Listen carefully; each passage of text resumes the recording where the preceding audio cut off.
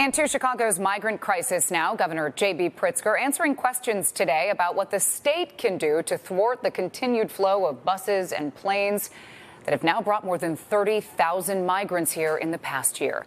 NBC5 investigates. Bennett Haberly spoke with the governor about that and the need for more federal aid. At the city's landing zone, there are more than 300 people waiting to find a spot in a temporary shelter. The lack of space has forced migrants arriving in Chicago to sleep on city buses or utilize warming tents. This is a cheap political stunt perpetrated by a governor in Texas who is simply trying to score points. Speaking at a news conference, Governor J.B. Pritzker blamed Texas Governor Gregg Abbott for continuing to direct migrants towards major U.S. cities, while acknowledging that progress is being made here. A new shelter at a former CVS in Little Village opened Wednesday that could house more than 200 people.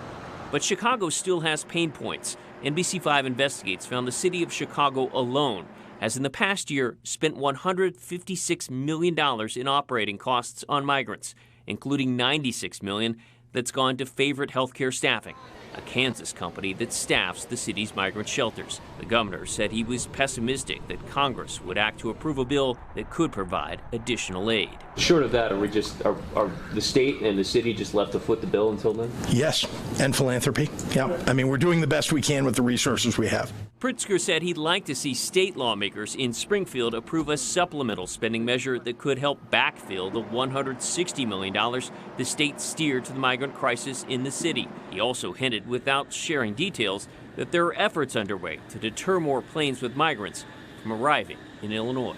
In Chicago, Bennett Haberly, NBC5 News.